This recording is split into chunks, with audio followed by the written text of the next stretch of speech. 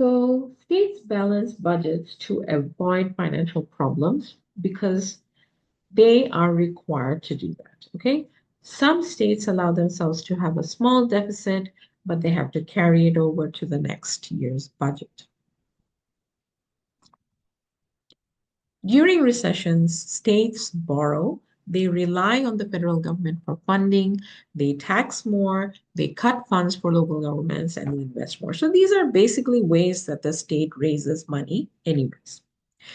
And then it goes and spends it. But if it overspends, then you have a deficit.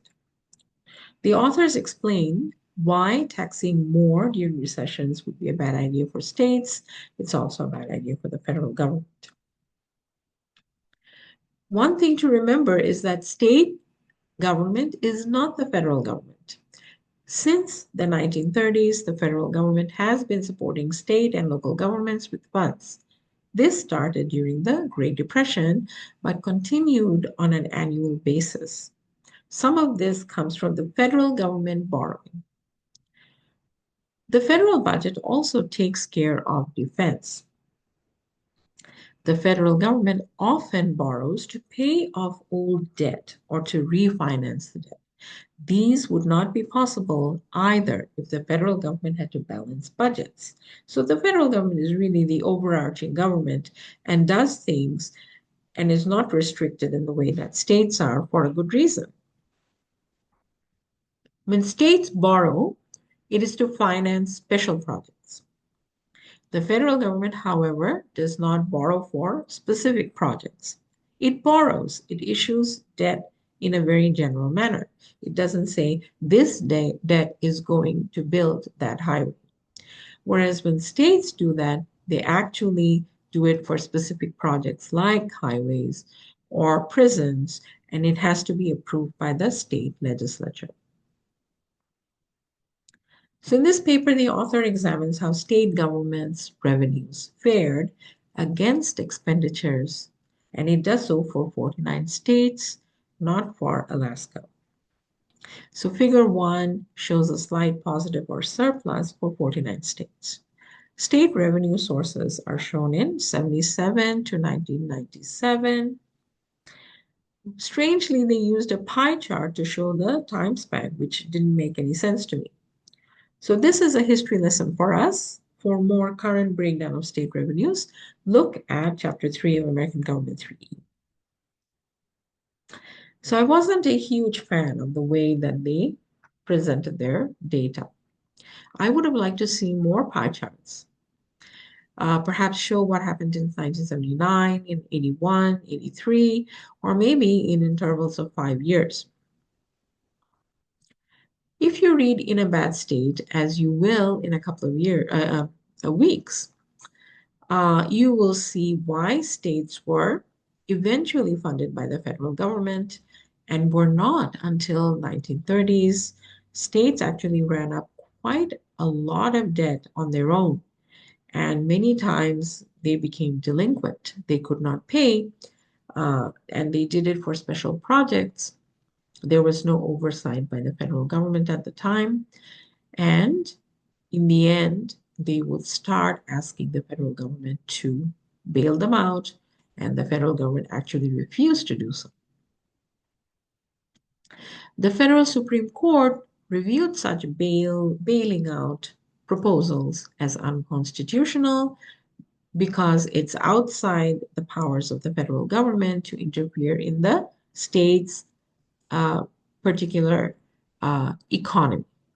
However, they also did not want the states defaulting and the federal government paying for that because this would make bonds, the bond market would become irrational. And we'll talk more about this when we look at In a Bad State. Lastly, let's look at the Brookings Institution. It's a think tank, and they engage in research about the economy and on politics and international relations. So check them out when you get some time. In the Nunn, Parsons, and Shambaugh paper, they look at the most current scenario about state and local revenues, and you get a very good idea if you look at American Government 3E, Chapter 3. They talk about how big the federal government is versus state and local. And I found it interesting that the federal government spends 4.33 trillion versus state and local of 2.9, but the state governments actually employ 18.7 against 2.8. The rest of the paper goes into Utah versus New York and looks at how various states differ when it came to spending on public education K to 12. New York spends a lot more than Utah, as we can see. What caused the difference? They didn't really get into it, but it may have to do with cost of living in New York, the ability to get more money through taxes or borrowing.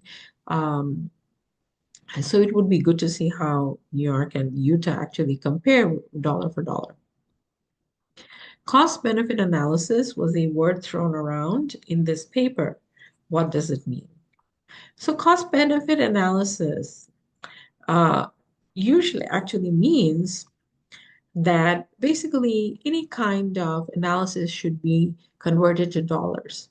So look at the total cost in terms of dollars and look at the benefits in terms of dollars. So this was used in the 1930s to 1990s. Many scholars objected and they said this is really a horrible way of doing things because not everything can be counted in dollars. One example would be in education.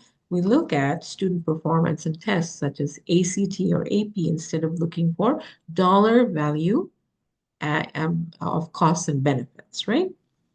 So going back to what they said, they proposed that states spend money with no accountability. So there's no cost benefit analysis in the state government level. One reason is that federal governments have been reducing conditions on funding to states, and they don't really address this fact. But I'm pointing this out, and you will know this if you look at the aspects of new federalism that were introduced during the Reagan era. More so, some states actually have started to introduce cost benefit analysis. Arkansas falls in the group of 20 states that do have at least one program that is analyzed or evaluated in this way. Washington State has four, Colorado and New Mexico right now have three. So this is basically what the papers look into. And I'm going to stop here and then let you reread the papers. See if you can come across something actually interesting to say and then do some revisions.